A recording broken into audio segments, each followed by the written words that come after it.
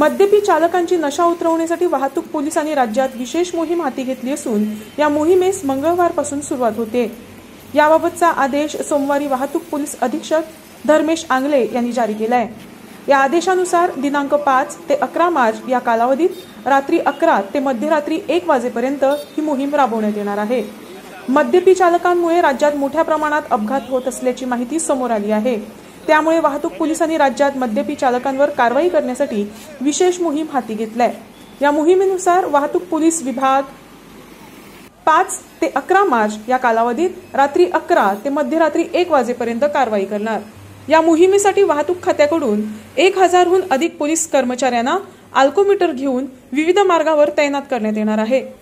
वाहतूक पोलिसांकडून सुमारे 120 अल्कोमीटर वापर करून वाहन चालकांची तपासणी केली जाणार आहे। या मोहिमेदरम्यान दारू पिऊन वाहन चालवत असल्याचं आढळून आल्यास वाहनासह त्यांचे ड्रायव्हिंग लायसन्स देखील जप्त केले जाईल।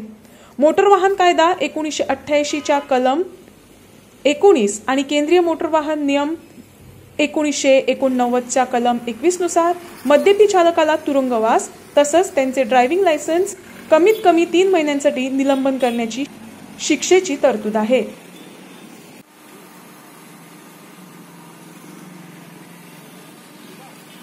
Can drive today the special drive is there for what purpose it is? See, we found that a number of accidents have taken place in the past 1 week, and some fatals have also resulted from these accidents.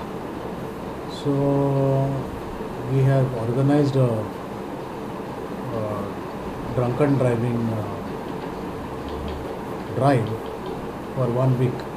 It will be observed all over Goa by the traffic police as well as the police stations.